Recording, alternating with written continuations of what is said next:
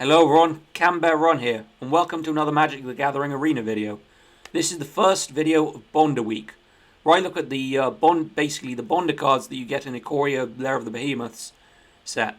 So the first one is Jubilant Skybonder, and this is an Azorious Flyers deck.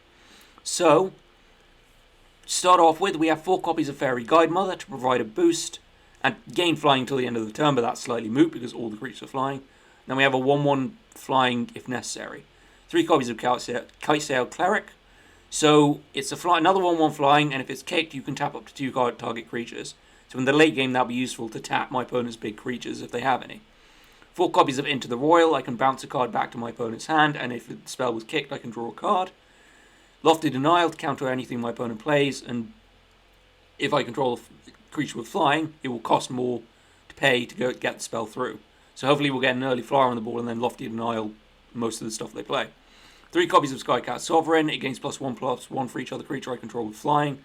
And if I want to boost it further, I can create a 1/1 white catbird creature with flying. So 4 copies of Watcher of the Sphere. So my flying creatures will cost 1 less to cast. And for every creature with flying that enters the battlefield, Watcher of the Spheres gets +1/+1.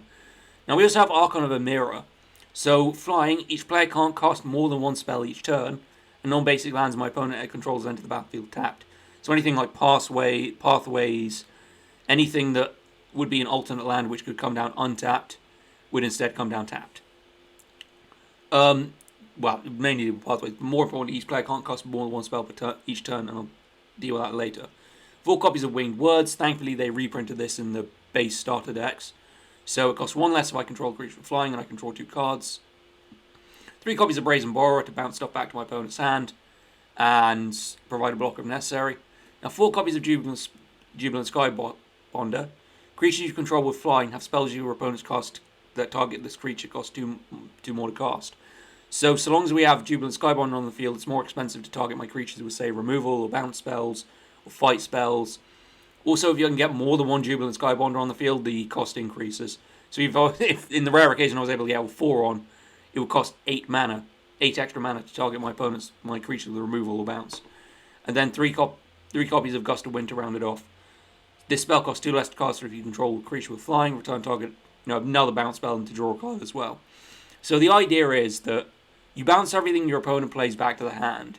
You drop Archon of a Mirror. They can only play 1 spell per turn. And that spell, if it's removal or bounce spell or anything to get my creature off the board, becomes much, much more expensive. So effectively it becomes less valuable for your opponent to try and remove your board than it is to, say, play blockers or anything, because they can only play 1 card per turn. You can as well, but hopefully by that point you'll have had your board set up so what you play won't really matter that much. But that's more of a late game thing. Hopefully Archon of a Mirror will turn up a bit later, and then we can drop it when my opponent has more options in hand.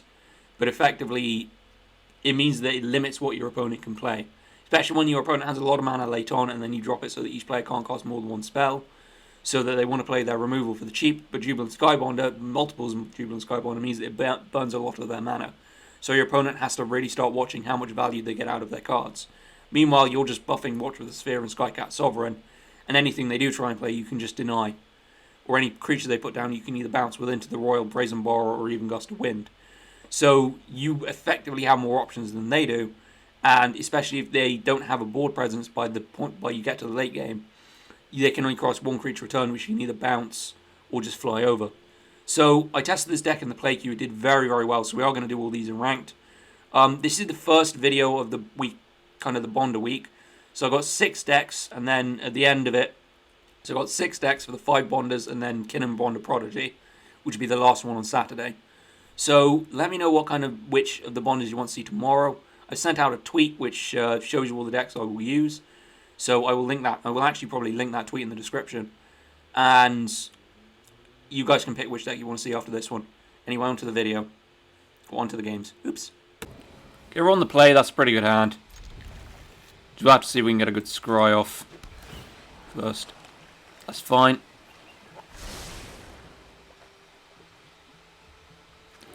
Yeah. So, I gotta admit, Azorious Flyers got hit quite hard by the rotation. They lost really, really, really good cards.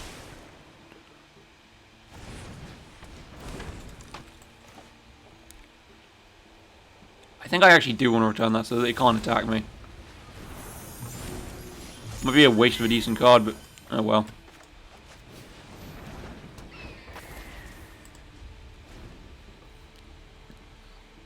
Unfortunately, I highly doubt this is going to stay long. But I don't want to play out everything and then just try and risk it. Yeah, didn't think so.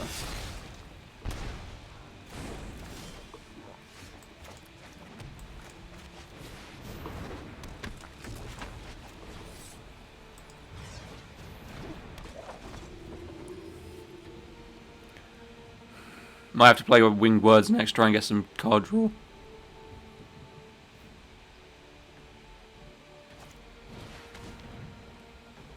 Great. It'll be one of those games where my opponent just has everything in hand. Oh well. I do think they lost Empyrean Eagle, it lost Healer's Hawk, it lost Rally Wings, which is really irritating. Some of the test games I really wish I'd had Rally Wings hand to hand to end the game 3 turns earlier.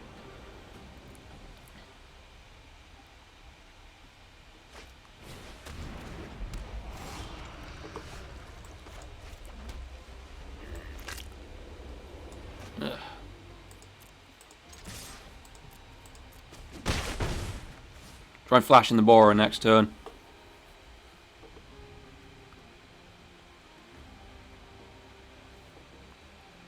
So ideally they're going to, obviously I think they're going to try and grow the Edgewall Innkeeper. Or just play out this bloody Lovestruck Beast and hit for 5.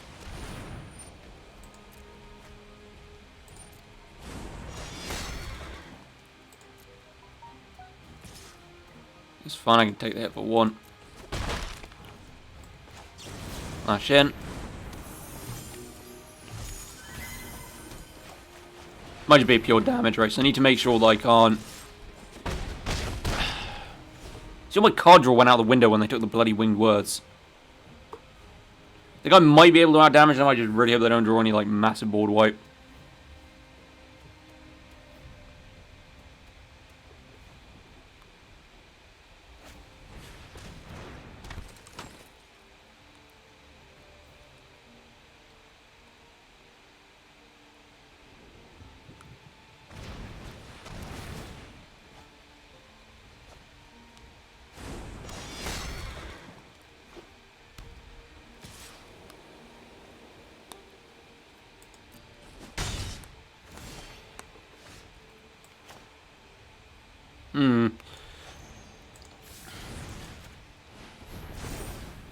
If we do this...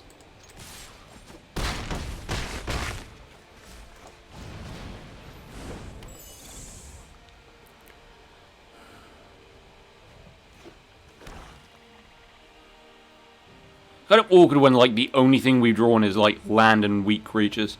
I think the draw's not been kind to me on this one. I really need some Luften and Arthur. I think losing the Winged Words really didn't help.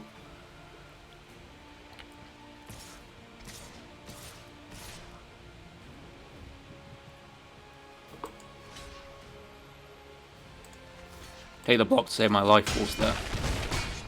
My life, yeah.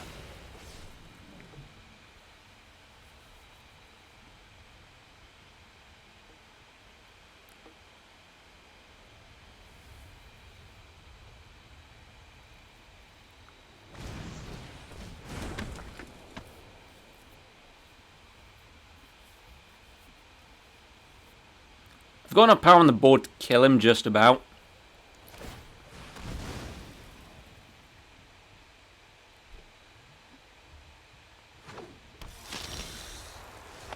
Oh, cool.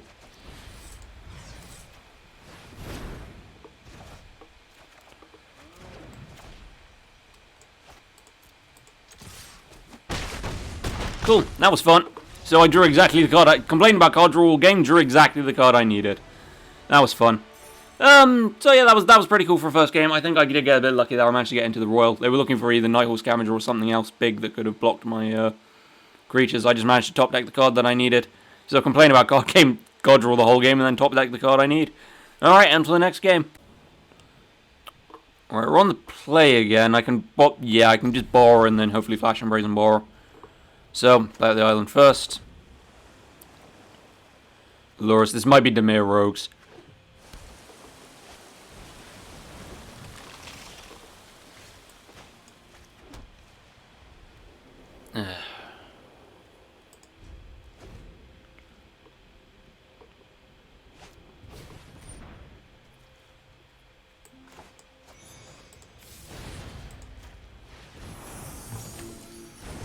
So I'm going to get milled out by 1.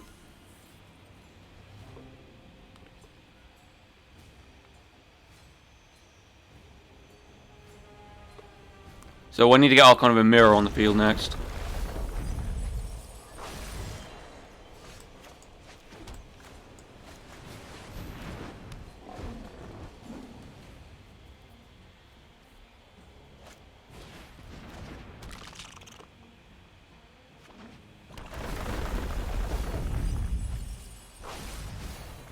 That's seriously 2 Jubilant Skybonders off the top.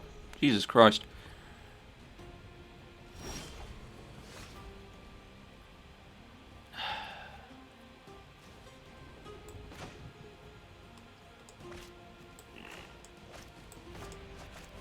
As long as he keeps replaying the crabs.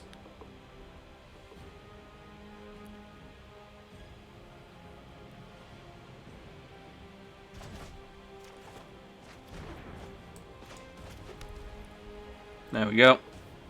Lay Loft and Null next turn for the one spell that he plays and leave him completely shafted.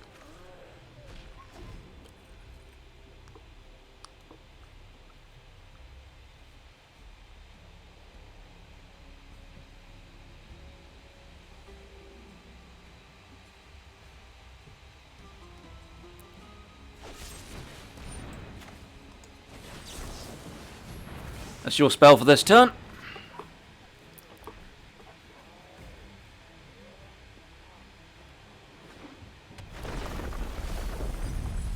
Damn it, there goes the Sky Cat.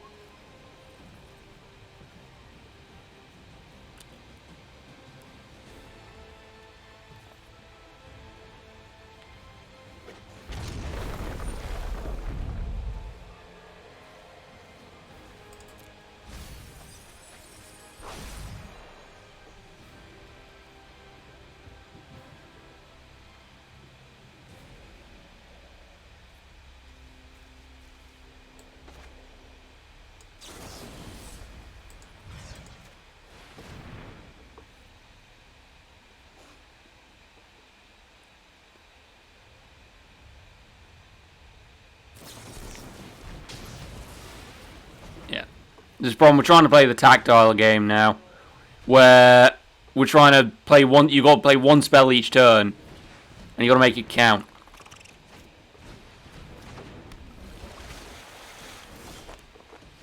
But if we're doing that,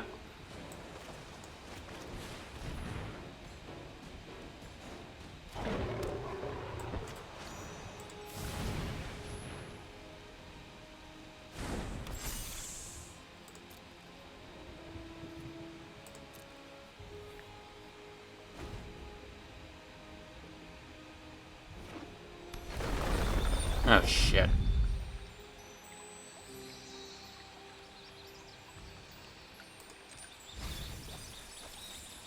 Could get milled out before I can get anywhere here.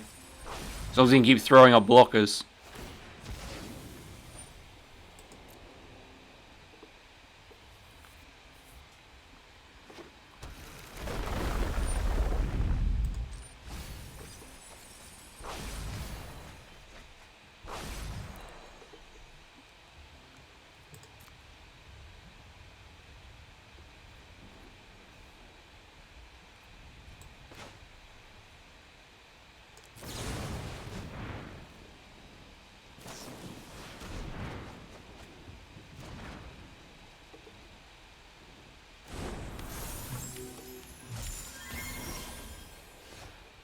That's fine.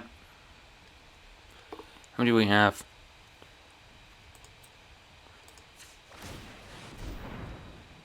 That's fine. I can still... Yeah.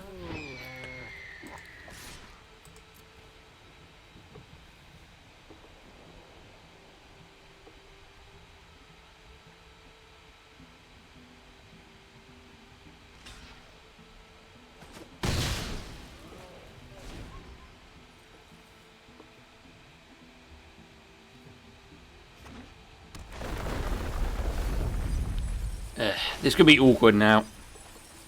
I need to pay for the lures to get the lures and then counter the lures, and then I should be set. Start doing damage.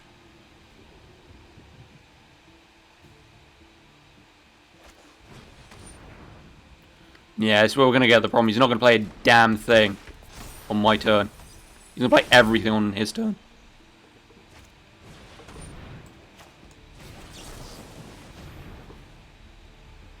At least if we get to this point, it'll burn up his hand.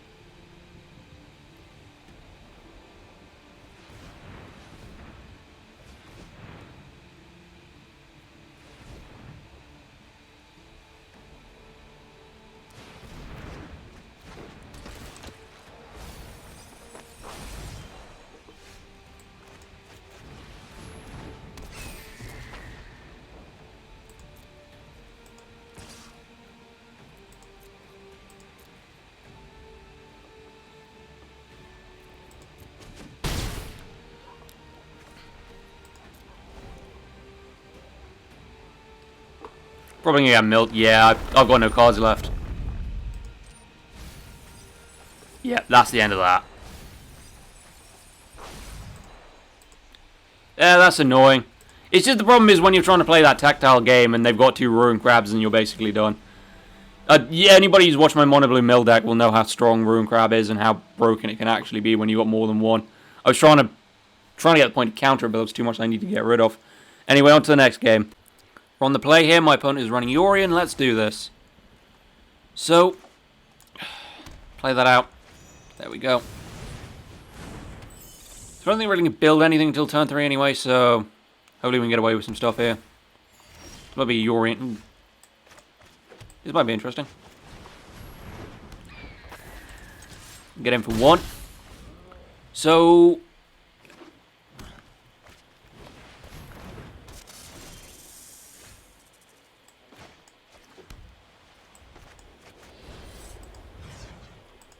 force them to replay that.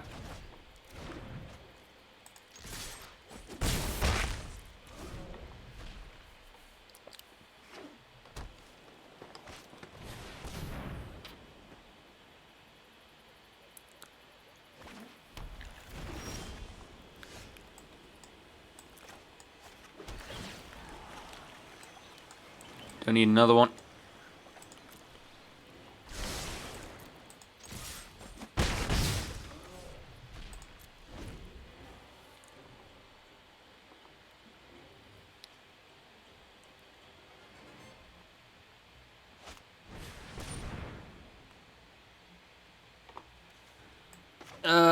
Just gonna lazily deny that.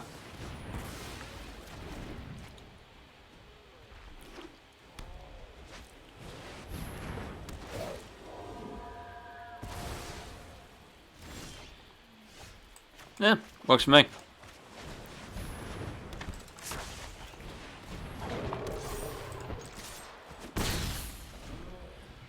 So they can't attack with the apparition.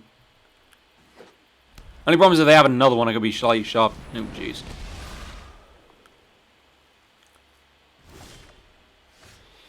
Ah, that's lucky.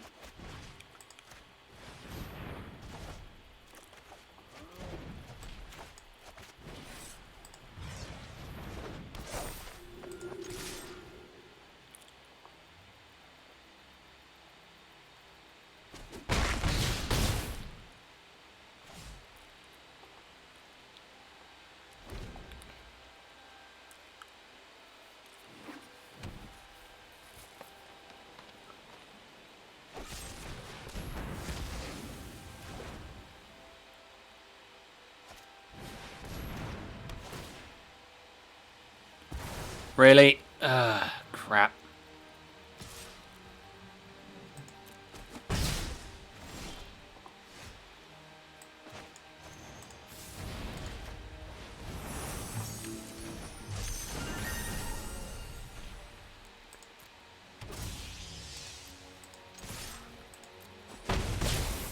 Now, is it worth it for what I play next? That's the real question.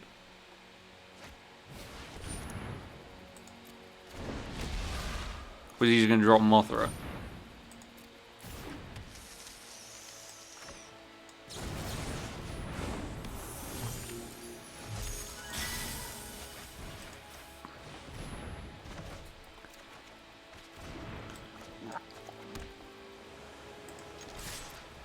Just enough damage.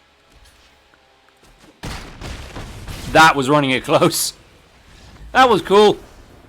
Just about got the... See, that's where it comes in handy, where the deck does work, where you can bounce your opponent's creatures right when it matters. Yeah, it kind of went really bad. I think the only change I'll make to this deck so far playing it is I probably try and fit an Ageless Insight in there somewhere for card draw. I think I lost only 2 games. The reason why they're on camera is because it basically was me just flooding out and not being able to get a card draw in time. So we'll just move on to the next game. I can live with the opponent going first. We just need a 3rd land off the top. We'll play Watcher of the Spheres into Jubilant Skybonder, so we can catch him with Cheeky Denial. There we go. So we got the 3rd land.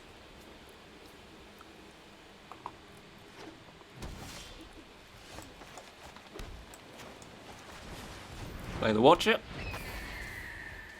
So 2 forest already. I do like those extended as Zendikar planes.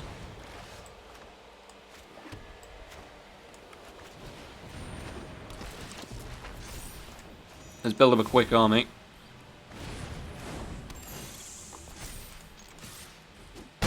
Getting for 4. So play down the Temple of Alignment next, and then just basically hold up Lofty Denial. Oh, hello. Okay, so we don't need to do that.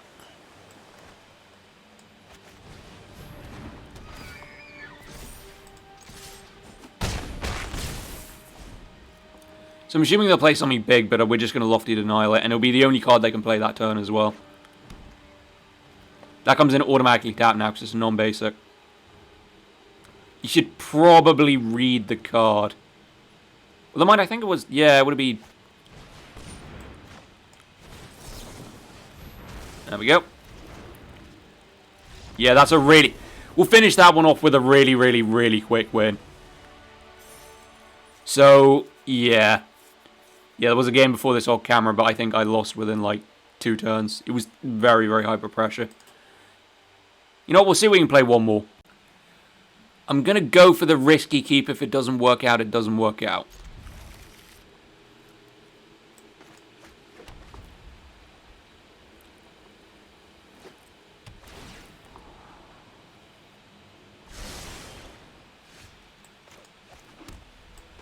Really need a 3rd land.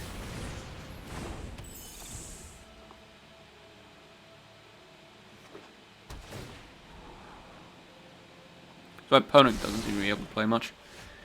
Yeah, I think we're just going to get Magic the Gathering here and just generally not draw any land.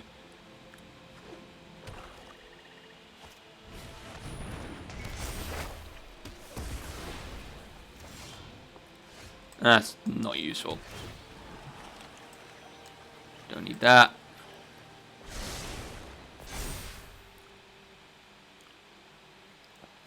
Right, take the Lofty Denial, so I can't counter anything he plays.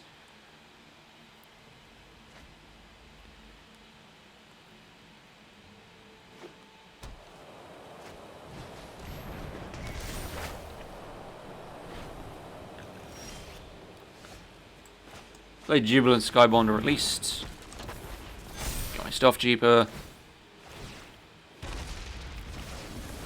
Rip all of the 2 cards in my graveyard, so whatever.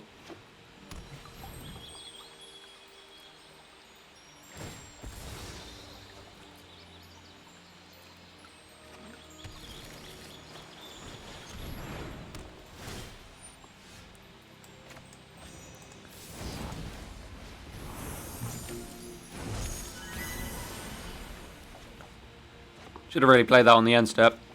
Oh wait, I couldn't, could I? Oh, God's sake. I cocked up there.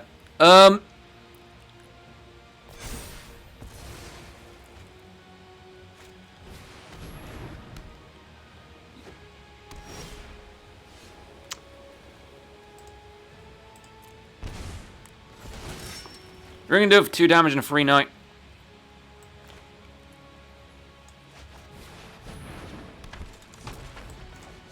Yeah, I think the crucial, aside from that one misplay, I think the crucial lack of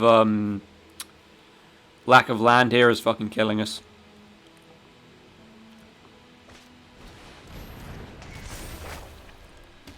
Yeah, they're drawing pretty well as well, so that's fucking annoying. Oof.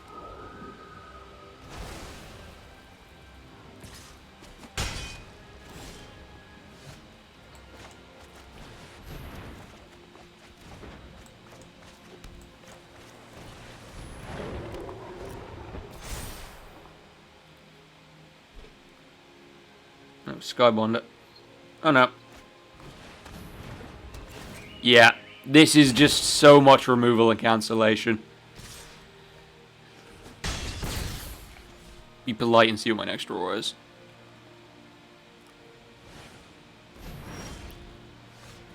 I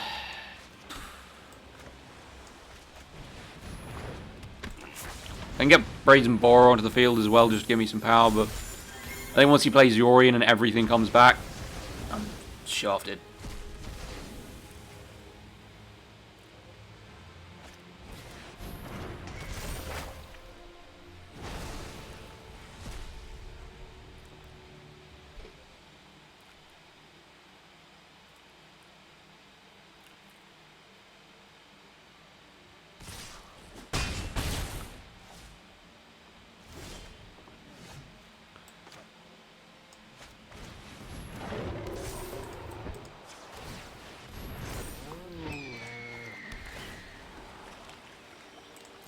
Going to need that, I think.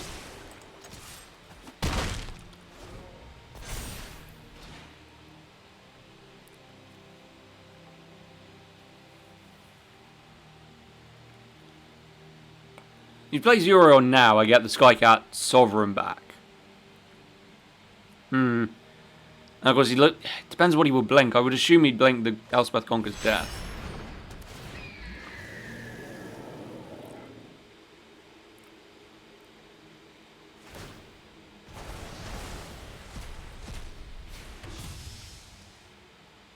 Yeah, it keeps Glass Casket and takes out my field.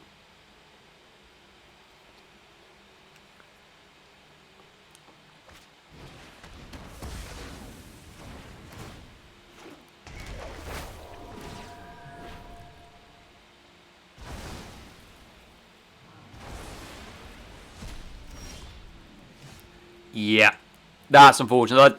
My opponent literally had every single kind of removal under the sun. You name it, they drew it as well. So that's a really unfortunate end, but I think I can't keep up with that. That's just maximum value.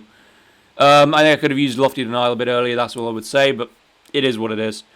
I think I'm just going to call it there. I think this deck probably didn't do as well as in ranked as I'd hope, but we'll talk about that more in the outro.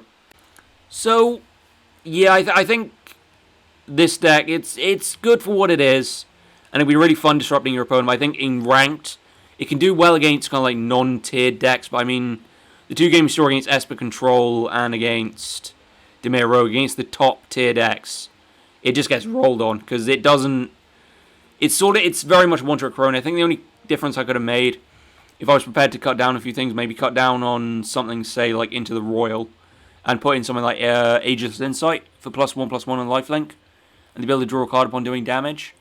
Maybe possibly try and make room for more flying creatures.